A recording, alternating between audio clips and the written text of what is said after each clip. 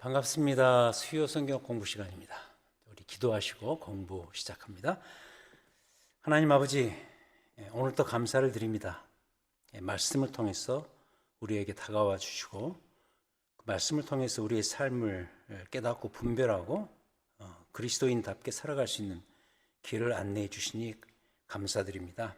이 히브리서 말씀을 통해서 오늘도 이 말씀의 역동성을 경험할 수 있도록 인도하여 주시옵소서. 주의 성령께서 우리의 지성과 판단을 주장하여 주시옵소서. 감사합니다. 예수님 이름으로 기도하였습니다. 아멘. 자, 우리가 지난주에 이어서 오늘 한 번 더 히브리서에 대해서 공부를 하는데요. 지난주는 그리스도 중심적 복음 이해, 이게 얼마나 중요한가를 배웠고, 오늘은 이어서 그리스도 중심적 삶에 대해서 배우도록 하겠습니다. 잠깐 지난주에 배웠던 것을 복습을 하자면 이렇게 출발을 했습니다. 우리의 삶이 어려워졌을 때 이 삶의 어려움은 찾아오죠. 특별히 이 히브리서를 제공받았던 그 당시 히브리서 그 수신자들의 삶의 특징이 바로 어려움, 삶의 고난이었습니다. 근데 이제 문제는 그때 어려워졌을 때 또 다른 삶에 나타나는 일반적인 신앙의 특징이 있다면 배도의 위험성입니다. 예수 그리스도를 배도하고 복음을 거부하는 그런 사태가 벌어질 수 있다. 그래서 중요한 것은 그 어려움과 그리고 그 배도의 위험성에서 벗어나야 된단 말이죠. 거기에서 탈출할 수 있는 길이 무엇인가에 대해서 우리가 지난주에 배웠는데, 그것은 지난주에 그 주제였던 그리스도 중심적 복음을 이해하는 것, 우리의 삶의 주관자가 되시는 예수 그리스도를 어떻게든 다시 기억하고 묵상하는 일이 중요하다. 그 일을 감행해야만 어려움에서 벗어날 수 있고 특히 신앙의 그 배도의 위험성에서 탈출할 수가 있다. 이걸 배웠습니다. 그럼 그리스도를 어떻게 이해하고 묵상하고 기억하는가? 다음 두 가지로 제가 말씀을 드렸죠. 첫 번째는 예수 그리스도는 탁월하신 분이시다. 이 세상에 가장 탁월한 존재시다. 이걸 이제 여러 가지 각도로 설명을 했고요. 두 번째는 그럼 어떻게 탁월하신가? 더 구체적으로 어떻게 탁월하신가? 이 문제를 배웠는데 그 온전함이라는 단어로 우리가 예수 그리스도의 존재와 역사를 추적을 했습니다. 온전한 대제사장이 친히 되어주시고 그리고 온전한 심지어 친히 제물이 되어 주셔서 그분은 오히려 탁월해지셨다. 그런 관점에서 그리스도를 이해하고 깨달아야 된다. 이게 지난주 공부였습니다. 오늘 공부는 그럼 뭐냐? 화면에 나오는 것처럼 이런 탁월하신 그리스도를 중심으로 삶을 살아가야 한다. 이 삶에 대한 이야기를 하자는 것이죠. 특히 히브리서 후반부 11장부터 13장까지 세 장에 걸쳐서 이 이야기를 주로 합니다. 그리스도 중심으로 살아가자. 그리고 히브리서의 또 공동서신의 중요한 특징이라 그랬죠. 함께 그러하자. 그리스도 중심으로 함께 온 교회가 함께 그렇게 살아가자. 이야기. 이게 히브리서 후반부의 메시지고요. 그래서 히브리서는 이 그리스도 중심적 삶에 대해서 세 가지로 말하는데 오늘 이 공부의 주제가 되겠습니다. 첫 번째는 함께 바라보라. 그리고 두 번째는 함께 이겨내라. 세 번째 함께 사랑하라. 하나씩 살펴보도록 하겠습니다. 먼저 첫 번째로 함께 바라보라. 함께 바라보라. 자, 무엇을 바라볼 것인가? 화면에 나오죠. 그의 나라를, 그리스도의 나라를 바라보라. 자, 함께 바라보라. 무엇을? 그리스도의 나라를 함께 바라보라. 특히 히브리서 11장에서 이걸 많이 강조를 합니다. 자, 그럼 구체적으로 어떻게 바라볼 것인가? 그리스도의 나라를 바라볼 것인가? 히브리서 말씀을 통해서 구체적으로 배워보도록 하죠. 자, 11장 펴시기 바랍니다. 히브리서 11장 364페이지, 여러분 갖고 계시는 아이패드 또는 아이폰 성경 부분을 찾아서 공부를 계속 따라 오셔야 되겠습니다. 자, 11장 1절 2절입니다. 11장 1절 2절. 자, 우리가 잘 알고 있는 그 유명한 믿음장이라고 그러죠. 11장은 믿음장이라고 우리가 알고 있는데 이렇게 출발합니다. 믿음에 대한 정의를 하는데 자, 11장 1절. 믿음은 바라는 것들의 실상이요 보이지 않는 것들의 증거니 선진들이 이로써 증거를 얻었느니라. 그러니까 그 그리스도 중심적 그 복음을 이해하고 그것을 간직하고 살아가는 실제적인 삶의 패턴, 모습은 뭐냐면 믿음입니다. 믿음을 확보하고 믿음을 갖고 사는 삶입니다. 그래서 이제 믿음을 정의하죠. 믿음은 바라는 것들의 실상이다. 이 바라는 것들 보이지 않는 것이죠. 미래의 것이죠. 근데 이미 실상으로, 팩트로 갖고 있다. 확보하고 있다. 이게 믿음이다. 그 다음에는 보이지 않는 것들의 증거다. 보이지 않는 것 역시 미래의 것입니다. 잡을 수 없는 것입니다. 그런데 증거, 이미 확보하고 갖고 있는 증거로서 우리가 얻었다. 이게 뭐냐? 이게 바로 믿음이다. 근데 이제 이 믿음을 그 화면에 나오죠. 12장 2절 예수를 바라보자. 12장 2절을 보겠습니다. 우리에게 잘 알려진 참 유명한 구절이죠. 12장 2절에 이렇게 말합니다. 시각적인 표현으로 우리의 신앙을 설명하는데 믿음의 주요 또 온전하게 하시는 이인 예수를 바라보자. 그 영어 번역은 Turn your eyes upon Jesus. 너의 눈을 들어서 예수 그리스도를 바라보라. 그 이야기죠. 이 바라봄, 예수를 바라봄, 그것과 바라보는 것과 11장 1절에서 말하는 믿음은 동의어입니다. 믿음이라는 말은 예수를 바라보는 행위죠. 관점이죠. 관점이 바뀐 것이죠. 그리스도를 바라보는 것. 그러면서 다시 11장으로 오면 11장에 등장하는 믿음의 영웅들, 특히 선친들, 그들에게서 발견되는 믿음의 공통점을 계속해서 설명합니다. 다시 11장 1절을 보시면 믿음은 바라는 것들의 실상이요 보이지 않는 것들의 증거라고 정의를 하고 2절에서 선진들이 믿음의 선친들이 이로써 증거를 이미 얻었다. 그 믿음의 증거를 이미 얻었다 라고 말하면서 그들이 가졌던 믿음의 공통점을 쭉 설명을 하는데 다 설명드릴 수는 없고 몇 가지 대표적인 것만 픽업해서 보도록 하겠습니다. 자, 여기에 보면은 이 뒤에 보면 당장 4절부터 믿음으로 아벨은 이렇게 나오고요. 5절에서는 믿음으로 에녹은 이렇게 나오고 7절에 보면 믿음으로 노아는, 그리고 8절 아브라함, 그리고 그 뒤에 보면 사라. 우리가 그 이름을 대면 금방 알만한 구약의 수많은 신앙적인 인물들, 뭐 아브라함, 사라, 뭐 아벨, 에녹 이런 분들. 자, 이분들의 특징이 뭐냐? 그리고 그 뒤에 보면 이제 그들의 후손이었던 야곱, 모세까지 계속해서 나오는데 그들의 공통적인 특징이 뭐냐면 아직 이루어지지 않은 미래의 하나님의 도성을 이 현재적 시점에서 바라보았다. 바라보았는데 무엇을 바라보았는가?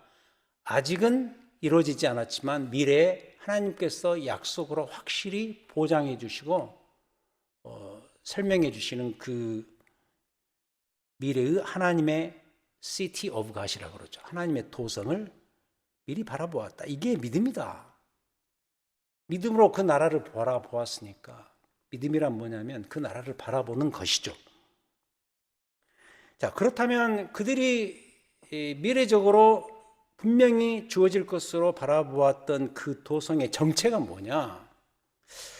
11장 26절을 보시기 바랍니다. 11장 26절에 이런 구절이 나옵니다. 참 독특한 구절인데요. 그리스도를 위하여 받는 수모를 애굽의 모든 보화보다 더 큰 재물로 여겼으니 이는 상 주심을 바라봄이라.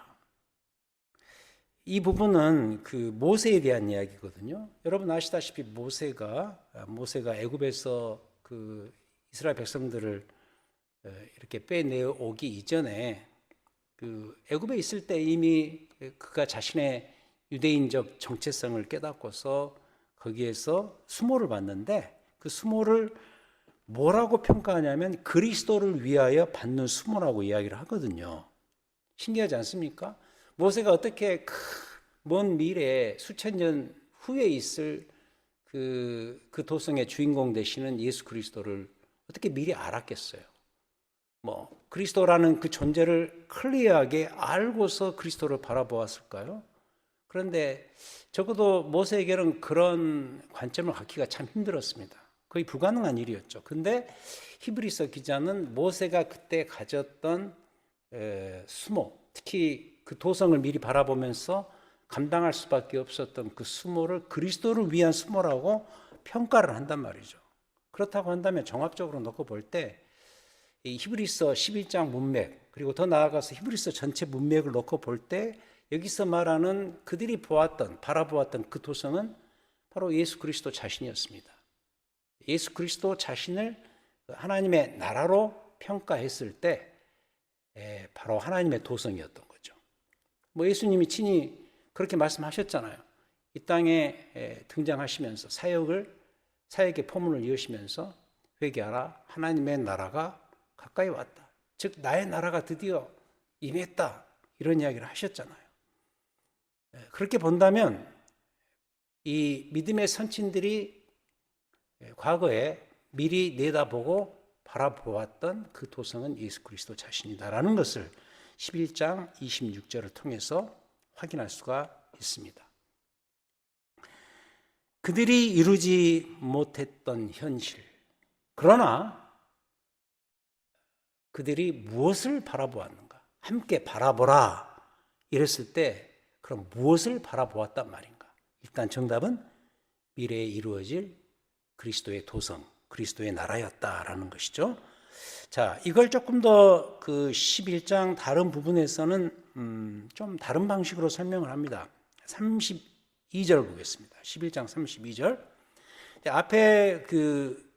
앞에 나왔던 인물들, 예를 들어서 아벨, 에녹, 노아, 모세, 야곱, 그리고 아브라함, 사라, 라합까지 그렇게 쭉 앞에서 우리가 알만한 그 인물들의 이름이 다 등장하는데 32절부터는 조금 약간 달라집니다. 내가 무슨 말을 더하리요 하면서 물론 사사들 기드온, 바락, 삼손, 입다, 다윗, 사무엘, 선지자 이들의 이름을 거론하긴 하지만 이렇게 말하네요.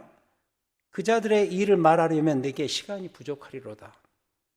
더 이상 다른 구체적인 이름들을 언급하지 않겠다라고 말하면서 종합적으로 33절부터 그들은 믿음으로 나라들을 이기기도 했고 의를 행하기도 했고 약속을 받기도 했고 사자들의 입을 막기도 했고 불의 세력을 멸하기도 하며 칼날을 피하기도 하며 연약한 가운데서 강하게 되기도 하며 전쟁에 용감하게 되어 이방 사람들의 진을 물리치기도 하며 앞에 언급했던 아마 사사들의 그 전공을 이야기하는 것 같죠. 35절 여자들은 자기의 죽은 자들을 부활로 받아들이기도 하며 또 어떤 이들은 이 표현입니다. 더 좋은 부활을 얻고자 해요.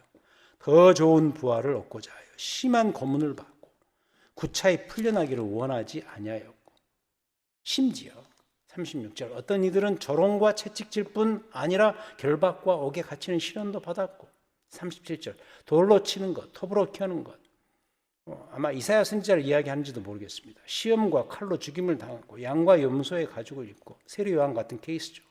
유리하여 궁핍과 환난과 학대를 받았다. 그리고 광야와 산과 동굴과 토굴에 유리했다. 이유가 뭐냐? 그들이 그때 현재적 삶 속에서 이 어려움을, 이 수모를 감당했던 그 이유가 뭐냐? 39절. 이 사람들은 다 믿음으로 말미암아 11장 1절에서 표현한 것처럼 그 증거를 이미 확보하고 받았으나 약속된 것을 아직은 받지 못하였으니 40절 중요한 표현입니다. 이는 하나님이 우리를 위하여 그리고 그 수모를 당했던 그들을 위하여 더 좋은 것을 예비하셨은즉 더 좋은 것을 예비하셨은즉 우리가 아니면 그들은 온전함을 이루지 못하게 하려 하심이라. 더 좋은, a better one, 더 나은 것, a better one, 이기보다는 사실은 이 더 나은 것은 the best one입니다. 진짜 바로 그것, 그 좋은 것. 여기서는 부활이라고 말하죠. 근데 알고 보면 그 부활을 간직하고 그 부활을 우리에게 실제로 보상하고 선물로 주는 하나님의 나라, 하나님의 도성, 바로 예수 그리스도의 나라인 것이죠. 자, 이게 믿음이다. 이 믿음을 가지고서 함께 바라보라. 그 도성, 그리스도의 도성을 바라보는 것이 바로 믿음이다. 그런 설명이죠. 자, 여러분 어때요? 솔직히 저는요, 이 유명한 히브리서 11장을 대할 때마다 이런 식의 생각을 금할 길이 없습니다. 정말 내가 생각해 왔던 믿음이라는 것이 사실 잘못된 거였구나 하는 것을 깨닫습니다. 우리가 이 믿음을 이런 식으로 많이 평가하고 정의를 하죠. 믿음이라는 것은 참 좋지 않은 관점인데요. 내가 원하는 것을 내가 원하는 방식으로 이루는 것으로 간주를 하죠. 바로 그 지점에서 하나님의 능력만 빌리면 될 것이다. Nothing is impossible. 불가능한 것은 없다. 이런 식으로 우리가 믿음을 흔히 생각하죠. 그래서 불가능하지만 사실 가능한 것으로 내가 원하는 그런 것이 있잖아요. 그것을 이루기 위해서 하나님의 능력을 빌리는 거죠. 하나님 믿습니다. 믿는 자에게 능치 못할 일이 없다 그러셨는데 이걸 내가 정말 가능케 하려면 하나님께서 하신 그 약속을 내가 그 능력을 제가 잠시 구하고 빌리면 되지 않겠습니까? 라고 생각하고 뭔가 행동을 하고 생활을 해 나가는 것이 우리가 믿음 생활 그렇게 이야기를 하는데, 하지만 적어도 이 믿음에 대해서 확실하게 정의를 하고 있는 이 히브리서 11장 이 문맥만 놓고 보더라도 이 믿음이라는 것은 미래의 주의 나라, 미래의 그 더 좋은 부활, 더 좋은 부활이 존재하고 그것이 선포되고 나누어지는 약속하신 그 하나님의 나라, 주의 나라를 현재적으로 지금 당겨서 미리 믿는 것이 뭐냐? 그게 믿음이다라고 말합니다. 즉 예수 그리스도께서 이루실 그 영원한 나라를 지금 믿는 것일 뿐인 거죠. 12장 28절 보시겠습니까? 12장 28절에서 이런 이야기를 합니다. 그러므로 우리가 흔들리지 않는 나라를 받았은즉 은혜를 받자. 이로 말미암아 경건함과 두려움으로 하나님을 기쁘시게 섬길 것이다. 흔들리지 않는 나라를 이미 우리는 받았다. 지금 우리의 상황에서 놓고 보자면 2000년 전에 예수 그리스도께서 이 땅에 오셔서 구약 시대 때 그 믿음의 선친들이 내다보았던 그 그리스도께서 실제적으로 이 땅에 오셨단 말이죠. 오셔서 사건으로 놓고 말하면 십자가와 부활을 통해서 이미 당신의 나라를 선포하시고 우리에게 그것을 선물로 주셨습니다. 그 이야기죠. 흔들리지 않는 나라를 이미 받았다. 근데 이제 그 11장에 나오는 구약 시대의 그 믿음의 영웅들의 삶의 패러다임을 지금 우리에게 적용시키자면 이미 그 나라를 받았지만 자꾸 이야기하죠. 아직은 재림하셔서 성취하실 나라를 우리가 실제로 현장감 있게 갖고 누릴 수는 없잖아요. 그래서 그들의 삶, 그들의 믿음을 빌려서 지금 우리의 삶에 적용하자면 과거적으로는 이미 흔들리지 않는 나라를 받은 우리가 이제 앞으로 영원한 하나님 나라, 그래서 실제로 감각적으로 모든 것을 그 나라를 그 나라의 실존을 공감하고 누리고 경험할 그 예수 그리스도의 재림과 그의 나라를 우리가 지금 믿음을 가지고 소망하는 것이죠. 이게 믿음이라는 거죠. 그래서 우리는 지금 이 시점에서도 특별히 교회를 통해서 나 혼자가 아니니까 함께 바라보라 그랬으니까 이 교회 함께 이 교회를 통해서 그리스도를 다시 오실 그리스도를 즉 그의 나라를 바라봐야 한다는 거죠. 이게 뭐냐? 이게 히브리서가 강조하는 그리스도 중심적 삶의 첫 번째 포인트입니다. 자, 기억합시다. 함께 그의 나라를, 예수 그리스도의 나라를 바라보는 일을 우리가 해야 된다. 이게 신자의 현재적 삶의 중요한 특징이다 하는 것을 기억합시다. 두 번째, 함께 이겨내라. 함께 이겨내라. 첫 번째는 함께 바라보라고, 두 번째는 함께 이겨내라. 물어야죠. 그럼 어떻게 이겨낼 것인가? 그 방법이 나옵니다. 그의 인내로서, 그리스도의 인내로서. 12장이 특별히 이걸 많이 이야기합니다. 12장 1절 보겠습니다. 이러므로 우리에게 구름같이 둘러싼 허다한 증인들이 있으니, 이 허다한 증인들이 누구냐면 예를 들어서 앞에 나왔던 구약 시대의 그 믿음의 영웅들, 그리고 지금도 우리와 함께 있는 수많은 이 믿음의 증인들, 그들이 있다. 함께 있지 않느냐?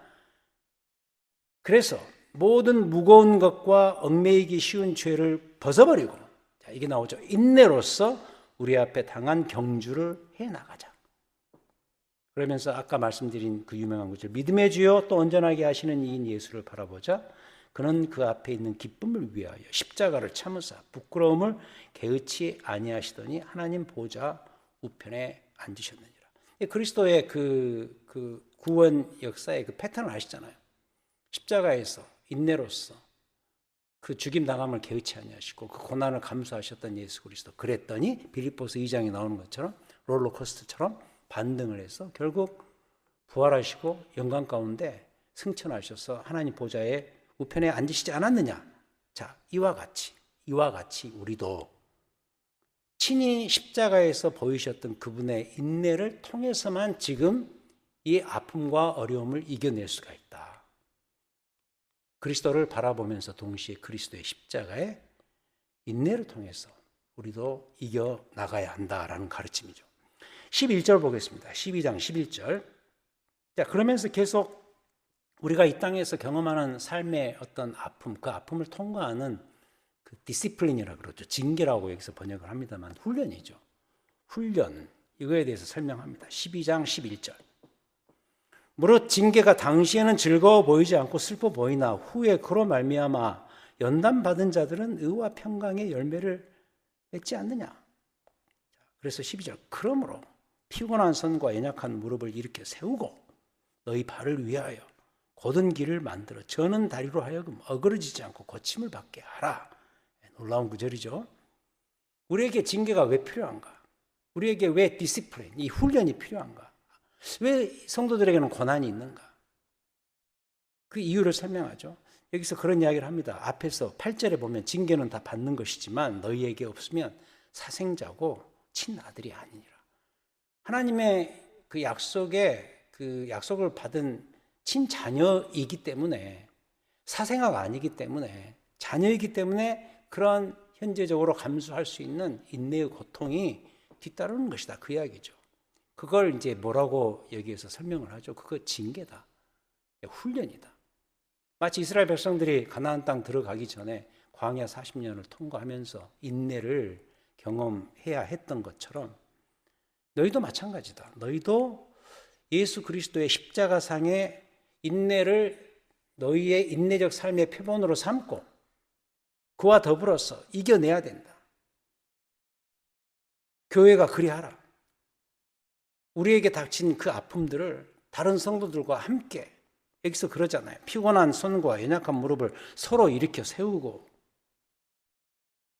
너희 발을 위하여 곧은 길을 만들어서 다리가 절거든 저는 다리로 하여금 어그러지지 않도록 고침을 받고 함께 일어나가라.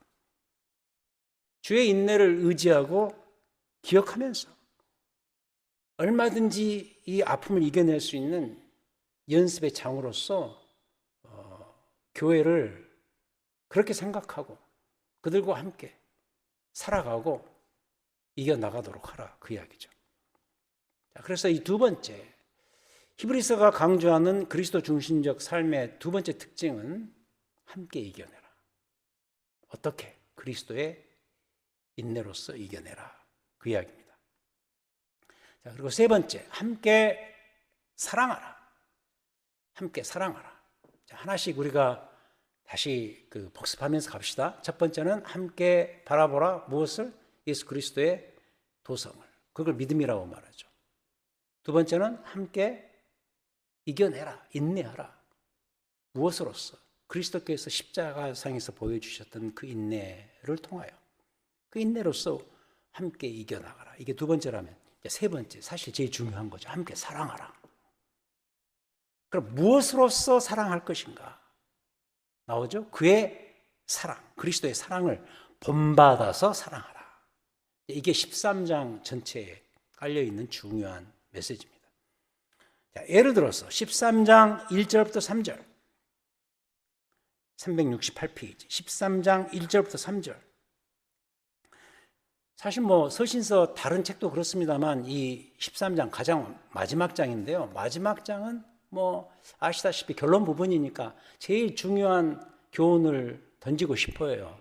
여러분도 누군가에게 편지를 쓰고 무슨 강의를 한다, 앞에 서서 무슨 발표를 한다, 프레젠테이션을 한다 그럴 때 가장 마지막 지점에서는 가장 강조하고 싶은 결론을 말하잖아요.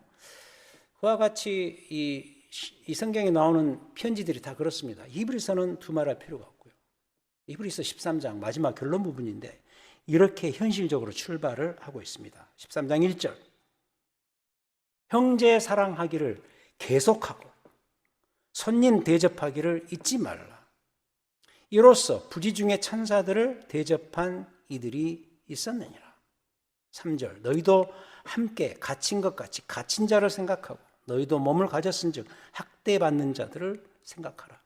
특히 여기에 갇힌 자들, 학대받는 자들 이런 자들이 이미 신앙을 가지고 있는 그리스도 교회 공동체 멤버들이죠. 그러니까 같이 신앙생활을 하다가 이렇게 잡혀간 사람도 있고 갇힌 자도 있고 학대받는 그런 자도 있단 말이죠. 그들을 도외시하지 말고 그들을 기억하고 그들과 함께 잘 이겨내라. 그리고 어려움에 처한 자들을 대접하고 그들을 기억하고 사랑하는 일을 계속하라 그 이야기죠. 그래서 이 형제 사랑은 11장에 이미 우리가 배웠던 11장에 믿음을 가진 사람들의 대표적인 삶의 모습이라는 거죠. 이 형제 사랑은 하나님 나라의 도성을 바라보고 사는 믿음의 백성들, 그 백성들의 삶의 대표적인 특징인 거죠. 이미지인 거죠. 형제 사랑하는 모습을 보니 저들이 예수 믿는 자들이구나. 이걸 알 수 있다는 거죠. 그래서 형제 사랑을 강조하고요. 7절 보겠습니다. 13장 7절 하나님의 말씀을 너희에게 일러주고 너희를 인도하던 자들을 생각하며 그들의 행실의 결말을 주의하여 보고 그들의 믿음을 본받으라. 이 믿음, 이 사랑, 행위 이런 것들을 본받는 대상이 있어야 되죠. 교회는 그런 존재가 있어야 돼요. 여기 하나님 말씀을 너희에게 일러주고 너희를 인도하던 자들이라 그래서 꼭 목회자만을 말하는 것이 아닐 수도 있습니다. 물론 목회자를 중심으로 해야 되겠죠. 목회자들 그리고 교회 말씀 교사들 그리고 지금 우리 상황으로 놓고 말하면 구역 리더들, 장로들, 집사들 이런 사람들일 수 있겠죠. 어쨌든 그들을 기억하라. 그리고 그들의 믿음을 본받으라. 더 나아가서 이 말을 어떻게 풀어서 설명할 수 있는가? 말씀이 근원 되시는 예수 그리스도를 따르면서 교회를 말씀 공동체로 만들어가라. 그러면서 8절에서 예수 그리스도는 어제나 오늘이나 영원토록 동일하시니라. 영원토록 동일하신 그 예수 그리스도께서 말씀하시지 않았느냐. 그 말씀을 우리가 계속 기억하고 간직하고 본받자. 이걸 가르치고 인도하는 자들을 귀히 여기고 그들과 함께 믿음의 본을 서로 보이고 받으면서 함께 나아가라. 말씀 공동체로 만들어가라. 이게 13장의 또 가르침이고요. 16절 보겠습니다. 13장 16절. 여기서 또 이야기합니다. 더 구체적으로. 형제 사랑을 이렇게 설명하네요. 16절 오직 선을 행함과 서로 나누어 주기를 잊지 말라. 그러면서 놀랍게도 선을 행하고 서로 나누어 주는 이 선행과 구제를 제사라고 말합니다. 하나님은 이 같은 제사를 기뻐하신다. 그러니까 이 제사, 이 예배라는 것이 꼭 교회 와서 어떤 절기 때, 주일날 와서 예배 드리는 것만으로 다 되는 것이 아니고 이 예배에서 이 예배 행위를 통해서 우리가 하나님을 배웠으면 하나님을 기억하고 찬양했으면 거기에 응하는 형제 사랑의 삶, 선을 행하고 나눠주는 이건 역시 하나님 향한 제사다. 근데 하나님이 그 제사를 기뻐 받으신다. 그 이야기죠. 17절 너희를 인도하는 자들에게 순종하고 복종하라. 그들은 너희 영혼을 위하여 경성하기를 깨어있기를 자신들이 청산할 자인 것 같이 하느니라. 그들로 하여금 즐거움으로 이것을 하게 하고 근심으로 하게 하지 말라. 그렇지 않으면 너희에게 유익이 없을 것이다. 선행과 구제를 통한 그런 예배적 삶, 그런 교감이 있고 그런 커뮤니케이션이 있고 그런 나눔이 있는 말씀과 선행을 통해서 서로 함께 사랑하면서 살아가는 그 삶이 고난 가운데 처한 너희들의 삶을 이기게 할 수 있는, 거기에서 탈출하게 할 수 있는 소중한 삶의 방편이다. 이런 이야기를 하고 있습니다. 그래서 이 사랑과 선행은 신앙적 삶의 열매죠. 이게 여기서 다시 한번 확인되는 거죠. 이건 이제 마침 다음 주에 배우게 될 야고보서가 말하고자 하는 핵심이죠. 야고보서의 핵심은 그거 아닙니까? 너희의 믿음을, 너희의 그 칭의의 믿음을 사랑과 선행으로서 증명하라. 그 이야기죠. 사랑과 선행이 너희가 의롭게 된 그 믿음을 이렇게 justify 하는, 합당하게 만드는 결과요, 열매다. 그건 제가 다음 주에 더 상세하게 설명을 드리도록 하겠습니다. 그래서 고난받는 성도들의 믿음은 반드시 사랑과 선행을 통해서 증명이 돼야 된다. 더 나아가서 그것을 혼자 하지 말고, 혼자 잘하지 말고 함께 해야 된다. 이건요, 그때나 지금이나 교회의 본질이고 교회의 사명이죠. 특히 어려움에 처한 교회가 감당해야 될 중요한 삶의 몫인 것을 배우게 됩니다. 자, 오늘 우리가 배웠습니다. 세 가지 정리하자면 다시 한번 돌아가 볼까요? 함께 바라보라. 무엇을? 그리스도의 나라를. 두 번째, 함께 이겨내라. 어떻게 이겨낼 것인가? 그리스도의 십자가상의 인내를 본받아 이겨내라. 그리고 함께 사랑하라. 무엇으로써? 그리스도의 사랑을 본받아서 형제 사랑하기를 즐겨하라. 이게 바로 히브리서가 고난에 처했던 그 당시 그 성도들에게 그리스도를 배도하지 않고 그리스도를 바라보면서 어려움을 이겨낼 수 있는 삶의 중요한 교훈이었습니다. 이번 히브리서 공부 핵심을 이렇게 두 가지로 정리할 수 있겠죠. 그렇다면 모든 것을 이렇게 랩업하자면, 정리하자면, 첫 번째는 그리스도 중심적 복음을 이해하라. 이게 지난주 공부했던 거죠. 고백적 신앙을 부활시켜야 됩니다. 그리스도 없이는 살 수 없습니다. 그리스도는 탁월하십니다. 그리스도는 이 세상 그 어떤 것과 비교할 수 없는, 찬송가 가사처럼 난 주 예수와 다른 것과 바꿀 수가 없죠. 주 예수보다 더 귀한 것이 없죠. 그는 탁월하시다. 이 탁월하신 그리스도를 향한 고백적 신앙을 부활시켜야 된다. 그래야 너희가 처한 그 어려움을 통과하고 이겨낼 수가 있다. 이거고요. 두 번째는 오늘 배운 거죠. 그리스도 중심적 복음을 이해했으면 그리스도 중심적 삶을 재소환시켜야 된다. 혼자 하지 말고 특별히 함께 교회 속에서 어떻게? 세 가지죠. 바라보고 이겨내고 그리고 사랑하는 것이죠. 이게 오늘 공부죠. 이 두 개 기억하십시다. 탁월하신 예수 그리스도를 고백적으로 신앙을 품고 살아가야 될 것이고, 두 번째는 그 탁월하신 그리스도 안에서 함께 그의 나라를 바라보고 인내하고 그리고 사랑하는 것. 여러분, 우리에게도 뭐 개인적으로든 교회적으로든 그 삶의 아픔이 반드시 찾아옵니다. 환경적으로 정말 예기치 않았던 정말 고난이 내게 찾아올 수가 있고, 그리고 정말 상상도 못했던 그런 아픔들이 내 삶과 교회 속에 스며들 때가 있습니다. 그러면서 교회가 어려워질 때가 있죠. 그때, 바로 그때 우리는 히브리서 배운 이 두 가지를 반드시 되찾아야 한다.